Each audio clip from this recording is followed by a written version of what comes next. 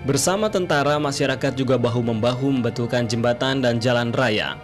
Infrastruktur ini sengaja dirusak DITII untuk menghambat mobilitas TNI. Bahkan di Palopo Selatan, rakyat ikut turun tangan.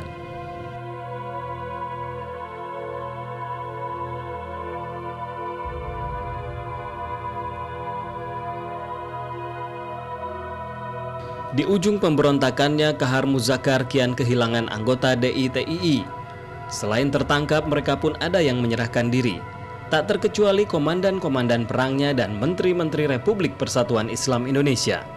Sebagai khalifah atau kepala negara, Kahar memproklamasikan RPII pada 14 Mei 1962. Perjuangan cita-cita DITII tetap tegak dan berjalan terus di dalam lingkungan Republik Persatuan Islam Indonesia.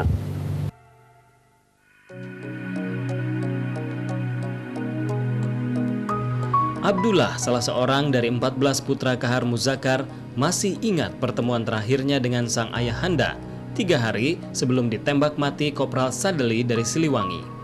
Waktu itu Kahar yang telah terkepung hanya dikawal 2 peletonnya.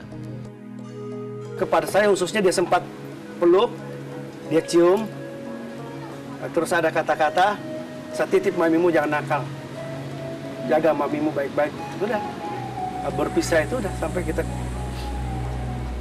dapat pamflet ya, beliau tertembak di Solo itu. Beliau minta berpisah dan memang ada kata-kata beliau pada saat itu terakhir yang saya sempat dengar juga kepada ibu. Mungkin perjuangan kita ini sudah terakhir lah. Ya, feeling beliau mungkin sudah kuat ya. Ya disinilah kita saatnya berpisah. Nah, ibu disuruh waktu itu ke daerah Tenggara, bapak bertahan di pertengahan antara Sulawesi Selatan dan Tenggara. Nah, di situ Sungai Solo itu tepatnya kan.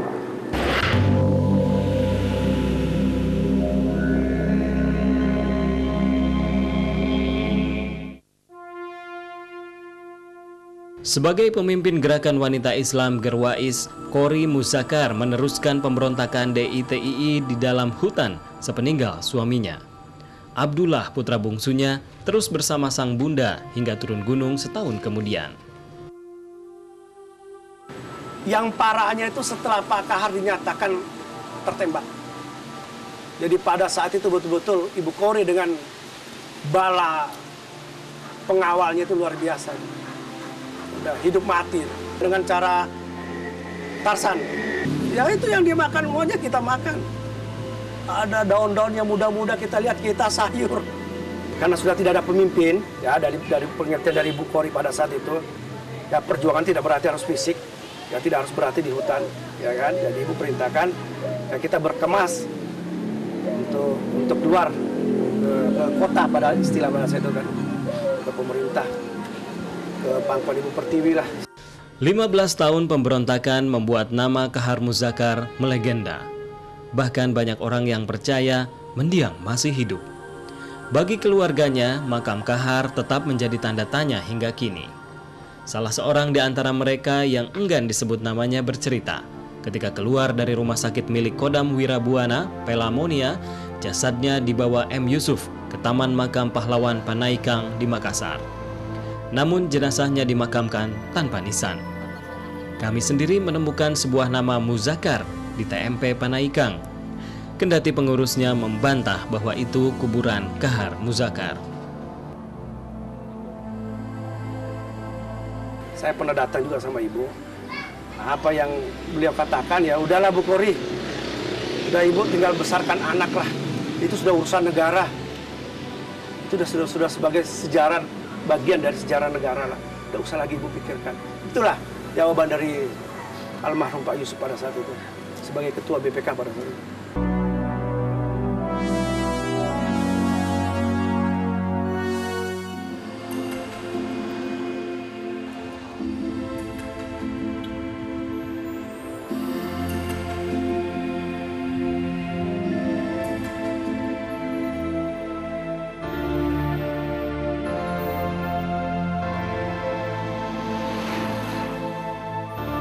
Sebagai salah satu daerah basis DI-TII Kahar Muzakar, Belopa masih menyimpan kenangan bagi penghuninya. Di salah satu desanya, Cilalang, ingatan 50 tahun silam meluncur dari mulut seorang petani. Sapri Pawe masih berusia 10 tahun ketika lari ke gunung bersama ribuan pengungsi pada tahun 50-an. Di mana daerah dirasa aman, kita lari ke sana. Kalau di sini daerah rata aman, orang Tenggara, orang Utara, orang Selatan, orang pegunungan di sini lagi datang. Di sini kita rasa bahwa di Tenggara aman, toh operasi tidak ada bahasa. Kita lari ke sana lagi, seperti gelombang pada waktu itu Pak di ITI.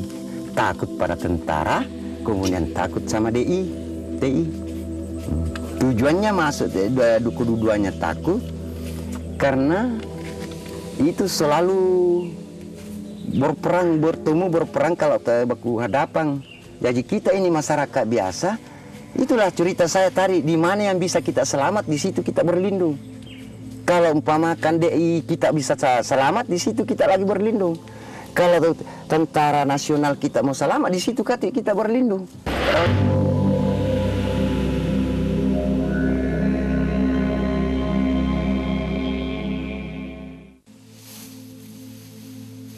Konflik bersenjata antara DI-TII dengan TNI membuat petani bersawah seluas 5 hektar ini harus bertahan hidup di hutan semasa kecil selama 4 tahun.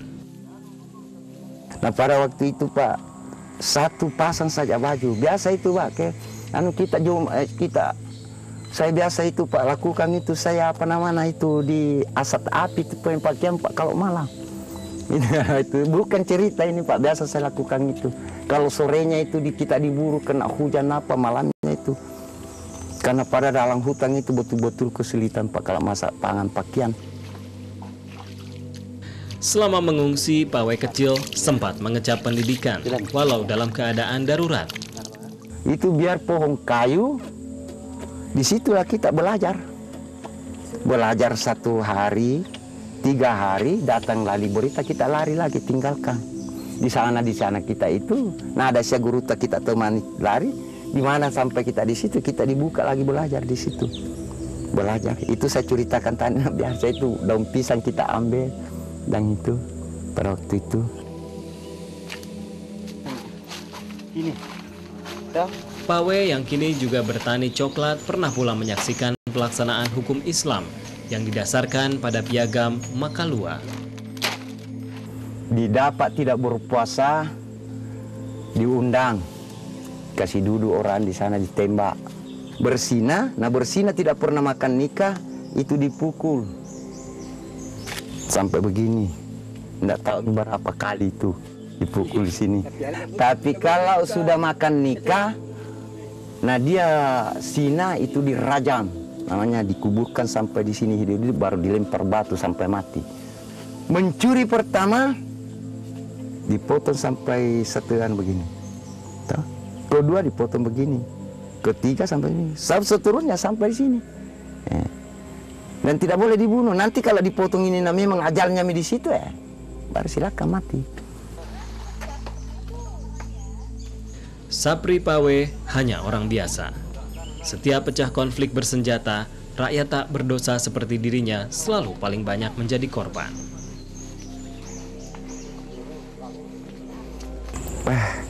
Saya tidak bisa bayangkan itu, nah. Itu penderitaan yang kami alami, nah. Itu yang paling kesangkan itu mah, biar kita tengah malam, toh, ini tidur, tanpa datang berita lain bahwa ada tentara masuk, kita berangkat. Biar tengah malam hujan besar kita lari sampai di sana lari. Biar pohon begini Pak, tempati saja duduk. Anak-anak begini kata kita ambilkan saja. Daun apa supaya menduduk terselamat. Itu yang paling sesalkan, saya tidak bisa bayangkan pada waktu itu.